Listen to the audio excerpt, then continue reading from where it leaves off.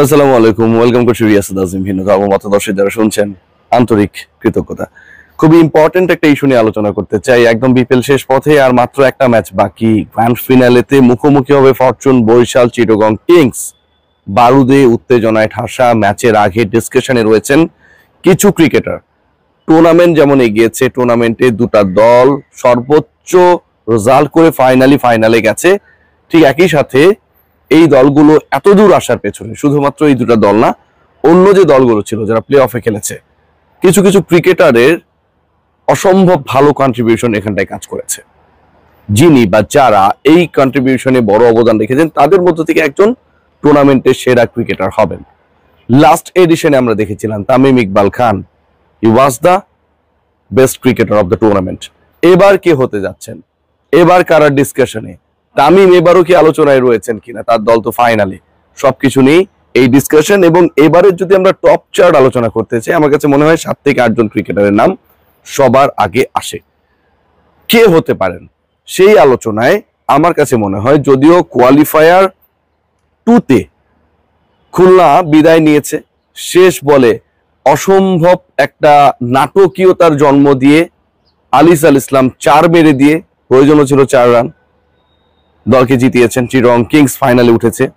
মেহেদী হাসান মিরাজের দল পরাজিত হয়েছে, কিন্তু পরাজিত হলেও এবারে টুর্নামেন্টের তৃতীয় দল যদি আমরা র্যাঙ্ক করি, খুলনা টাইগার্স। ইনফ্যাক্ট সেই দলের ক্যাপ্টেন মেহেদী হাসান মিরাজ আমার কাছে মনে হয় এবারে টুর্নামেন্টের সেরা ক্রিকেটার হবার দৌড়ে খুব ভালোভাবে এগিয়ে রয়েছেন। 13টা উইকেট নিয়েছেন মেহেদী হাসান মিরাজ, রান করেছেন 355। সাকিব আল হাসান যেই বিপিএল এ নেই, সেই বিপিএল এ লোকাল কারো কাছ থেকে এরকম অলরাউন্ড পারফরমেন্স পাওয়া, এক্সপেক্ট করা, ডেলিভার করা আমার কাছে মনে হয় আক্ষরিক অর্থেই দুরূহ ছিল। আপনারা বলতে পারেন মিরাজ তো ছিল, কেন আপনি এইভাবে বলছেন? দেখুন, মিরাজ ছিল, মিরাজ আছে, মিরাজ থাকবে, কিন্তু আমরা যেভাবে মিরাজকে ট্রিট করি, that he is not a perfect টি-20 ক্রিকেটার।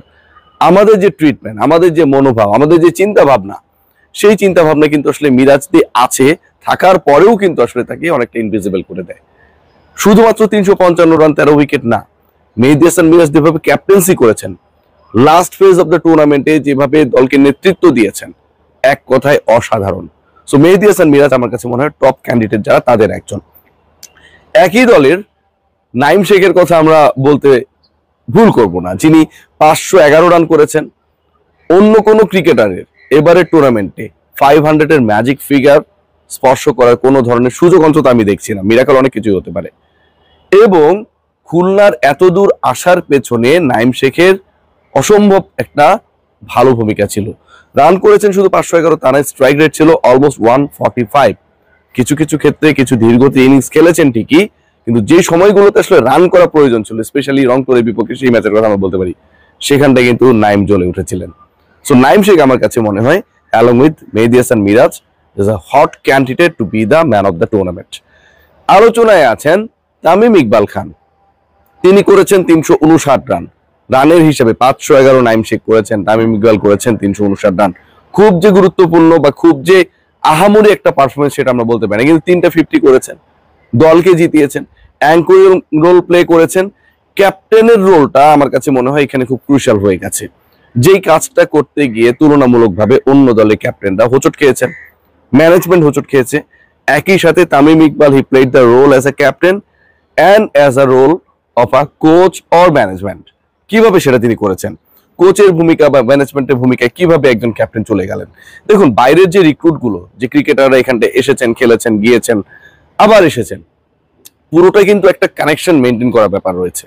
সেখানটায় মিজানুর রহমান বাবুল অথবা ফরচুন বরিশালের মালিক মিস্টার মিজানুর রহমান, এই দুজন কিন্তু স্পেসিফিক্যালি কোনো রোল প্লে করতে পারেন নাই।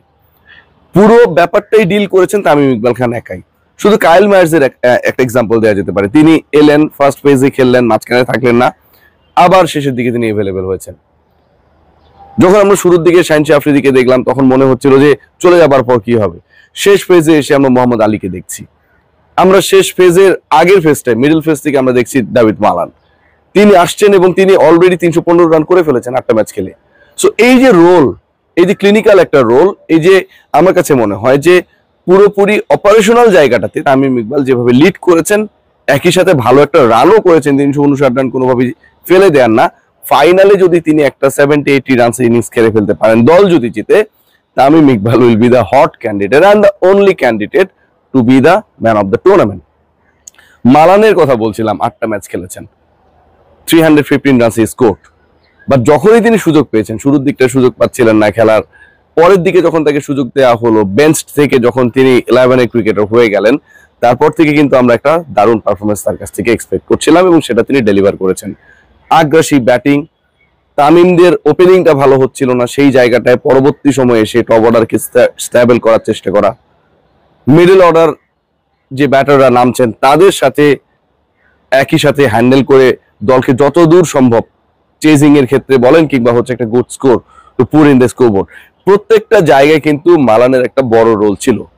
8 ইনিংসে 315 রান, 150+ স্ট্রাইক রেটে করা, আমার কাছে মনে হয় যে কোনো বিচারে, যে কোনো হিসাবে এটা অনেক বড় একটা ব্যাপার। যখন আপনি এতদিন বসেছিলেন, যখন আপনার কোনো একজন পার্টিকুলার ক্রিকেটার চলে যাবার পর আপনাকে অ্যাভেলেবেল করা হলো অ্যাট 11, তখন আপনি এসে সেই পারফরমেন্সটা করছেন। তাসকিন আহমেদ এবারের বিপিএল এর বিস্ময়। এবারের বিপিএল এর বিষয় বলছি এই কারণে যে দেখুন, সবচেয়ে বিস্ময়কর দলটা হচ্ছে তার ফ্র্যাঞ্চাইজি রাজশাহী। তাসকিন আহমেদ বিস্ময় কেন? তিনি বিপিএল ইতিহাসেরই সেরা বোলিং ফিগারটা করেছেন। আমার গলা একটু সমস্যা, অনেক কথা বলতে সমস্যা হচ্ছে, দুঃখিত। 19 রানে 7 উইকেট, বিপিএল ইতিহাসে এক সিজনে সর্বোচ্চ উইকেট নেবার রেকর্ড করেছেন 25টা। তাসকিনের দল যদি আউট হয়ে না যেত, আরো অন্তত 2টা থেকে 3টা ম্যাচ খেলার সুযোগ পেতেন, এই উইকেটের সংখ্যাটা 30-এ গিয়ে ঠেকত। বিশাল কোনো অভাবনীয় ঘটনা না ঘটলে তাসকিনের 25 উইকেটকে ক্রস করে চলে যাবার সম্ভাবনা আর কারণ নেই, আমি দেখছি না।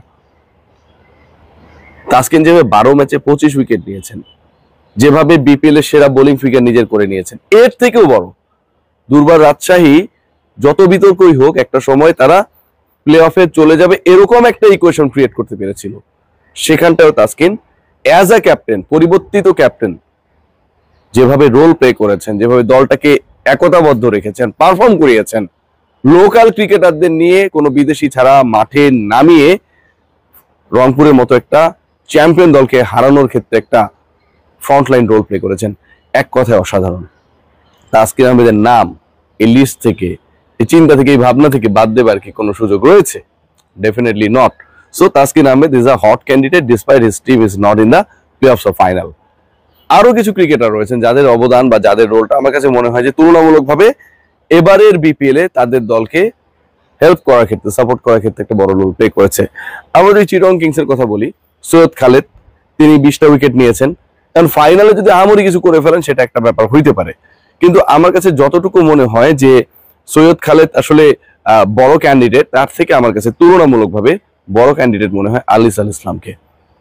দেখুন, মিস্ট্রি স্পিনার, যে কোনো সময় যে কোনো ম্যাচের মোমেন্টাম তার দলের পক্ষে এনে দেওয়ার জন্য কার্যকর একজন ক্রিকেটার, এবং তিনি 15টা উইকেট নিয়েছেন এখন পর্যন্ত। খুব যে সংখ্যায় অনেক বেশি, তাসকিন যেখানে 25টা নিয়েছেন, প্লে অফে খেলতেছে না তার দল, সেখানটায় তার 15 উইকেট